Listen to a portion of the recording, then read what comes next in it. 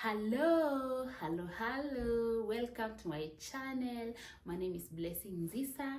I am a servant of God. I am a wife.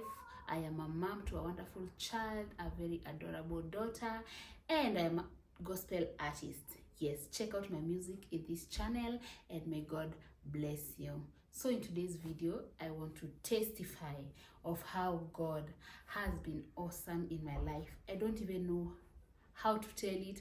I don't even know where to begin, but you know what, I will do it the way Holy Spirit leads me to do it. So guys, I have a testimony, and a very big one. So guys, for me to become a mom, it was and it is a great miracle.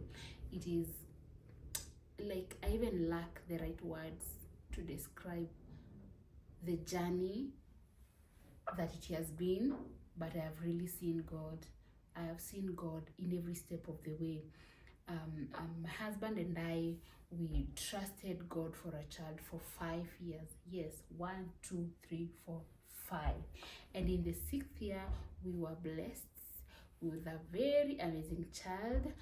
A very adorable daughter. Her name is Bliss, and we love her. We love her so much. She's a testament of God's glory in our life. When I look at her, I'm reminded that, you know what, God is faithful. You know what, God is able to do over and beyond our expectations, and God is not limited by anything. God is not limited by anything. So guys, after we got married, just like any other couple, you know, we started, we trusted God to bless us with the fruit of our womb. And as years passed by, things were getting thick. And you know, it's not something that we expected we would go through, because I know, you know, I don't know, like in the society, especially, you know, in the previous years, it was not something that was really spoken about openly. But right now, I'm really happy that a lot of people are talking about it. A lot of people are testifying of how God came through for them, so that we might encourage anyone who's going through the same journey, that you are not alone. You are not the only one. These are things that people go through and they overcome.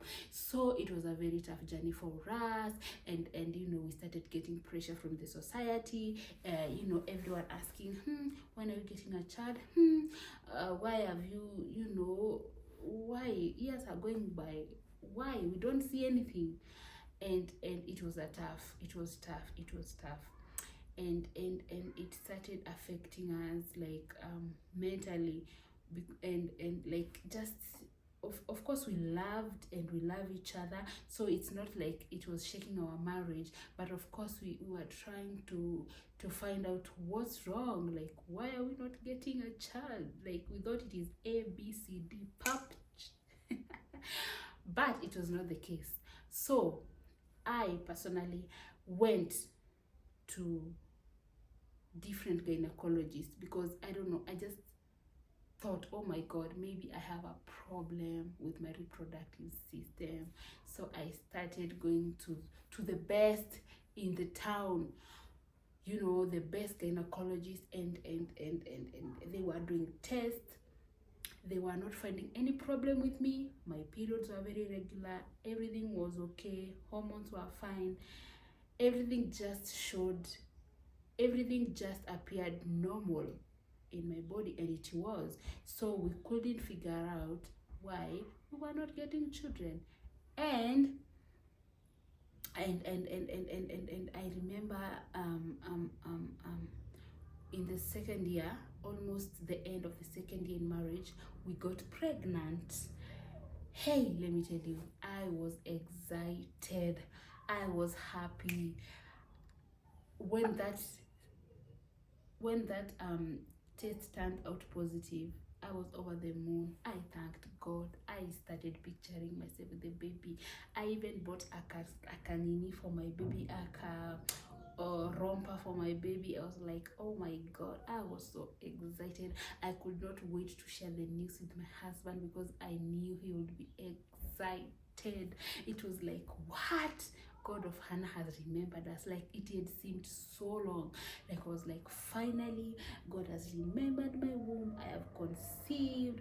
Finally, no more questions of when are you getting a child. But it didn't end well. We went through a miscarriage at 12 weeks. Something that we had not imagined, something that it had never crossed our minds, that we would go through a miscarriage, something that, you know, had made us so happy, like, you know, discovering that you're pregnant. We were so excited, we were so happy. And now guess what? At 12 weeks, you know, I was just seated in the house, and then I go to pee, and then when I wipe myself, I see blood. And you know, we had been told, of course, in the first clinic, that seeing blood in pregnancy, it's a sign of danger, like it's an emergency, you really need to rush to the hospital. So when I saw that blood, my heart panicked, my heart sank, I felt terrible. I felt, oh my goodness, this is not happening. So I remember I called my husband. He came, he was at work. He came, he picked me, we went to the hospital, and me, I was praying and saying, God, I believe this cannot happen. You cannot bless me and like this and allow disappointment. Oh my God.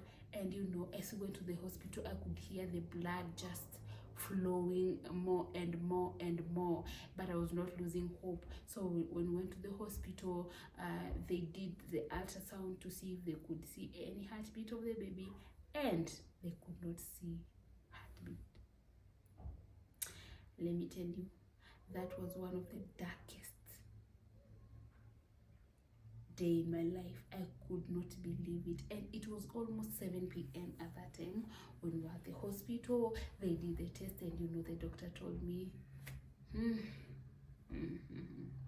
there's no heartbeat, you are having a miscarriage. I could not believe that. I told my husband, let's go to another hospital, leave this hospital alone.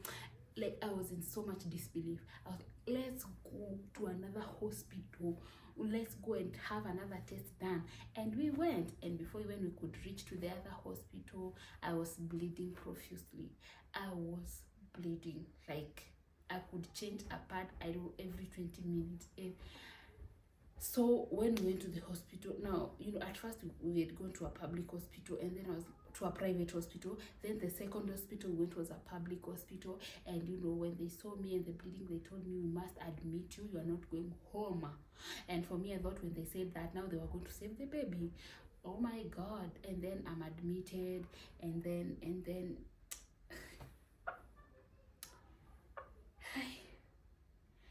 then I'm there asking the nurses when they pass by, hi, is the baby okay? Are you going to do anything? Because now they've just admitted me, I'm lying on the bed, they're doing nothing. I think they gave me meds to stop the bleeding or something. So I was there. I was not, the whole night I could not believe. I was still holding my womb and saying, my baby will live. But every time I saw the bleeding, my heart sank. And you know, by morning the nurse just came and told me, you know what, there's nothing we can do. The whatever is already out. So there's nothing we can do. We just have now to, you know, to wash the womb, the uterus, and let you go home. I was so heartbroken. I have never been heartbroken like that in my life. I cried. I was so sad. Like, hey, I saw darkness in the day. Jesus. I was so heartbroken. And my hopes of holding my baby just went like that. I couldn't believe it. I was so sad. My husband cried. He was so sad. We didn't know what to do. We didn't even know what to say. So I was discharged. I went home and I was like, what, God? Just the other day, I had tested positive for pregnancy. I was so excited. I was over the moon, and now this. And, you know, that was one of the hardest things I've ever gone through in life. So it started affecting me a lot, especially mentally. I was kind of depressed, let me say that. I didn't want to go out of my house. I wanted to stay in the house. I wanted to stay alone. But thank God we had a nurse friend who took me for counseling, and I went for counseling, and it really helped me get away with thoughts, and also to accept, because one thing people don't understand with miscarriage is that people grieve. They grieve the hope of that child that they dreamed about. They grieve, their bodies are grieving, like you had already set the mood in for pregnancy, mentally, everything, and now the hopes are gone. So people actually really go into that season of grieving, and it's not even a season, it can even be forever, every time you remember such a thing. And so I got lost into myself, but I remember just telling God to heal me, to heal my mind, to heal my body. And it reached a point we accepted the will of God together with my husband, though it was not easy at all, at all, at all. And so now, for me, I was like, let's, God now bless my womb again. Bless my womb again. And of course, I start trauma. And then I think in another year's time, it took some time before I conceived. So from that time, in a year, I conceived again, the second time, and this time I was happy. I was like, God has done it, and I know right now He has done it again. It shall be permanent. I was so excited, and I shared with my husband, and we were like, oh, now let's take things slow. Let's be very careful with everything. I should relax, and not do hard stuff. And I relaxed and all that, and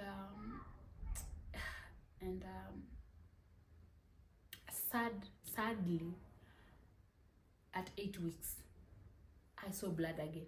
I went to the toilet, and as I wiped myself, I saw blood again, and that thought of the first pregnancy came in. So I just rushed to the hospital immediately. I rushed to the hospital, and sadly again, when they checked me, they told me, it's out. You have miscarried the second time.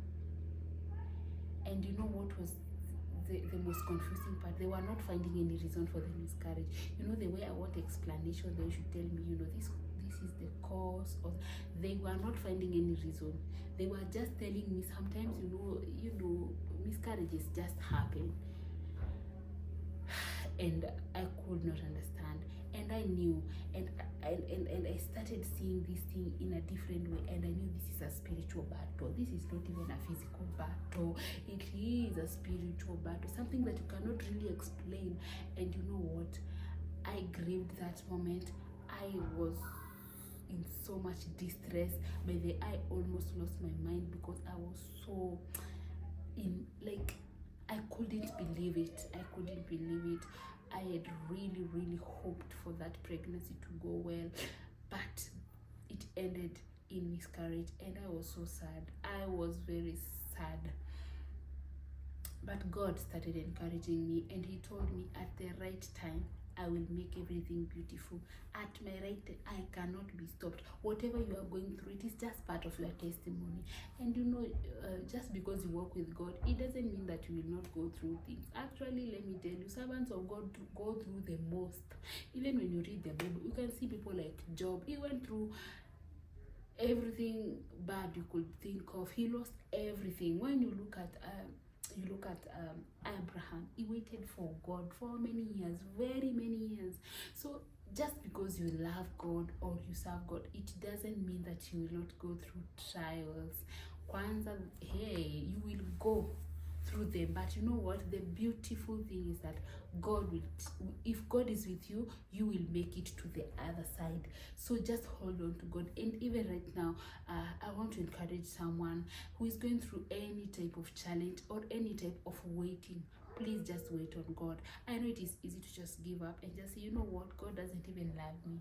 He doesn't even care about me. Why am I going through this? But no, hold on to Him. You better go through the fire with God than go to the world without Him. You know, just tell God, God, this trial is too hard for me. Hold my hand. Give me the grace and strength so that I will make it to the other side.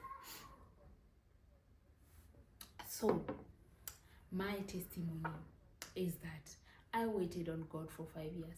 I lost 2 pregnancy during that time, but God still came through for me. He came through for me. And you know what? This pregnancy now that God has given me a beautiful child, this pregnancy was amazing. It was so beautiful. Have you seen a pregnancy where you don't even vomit? You don't even have nausea.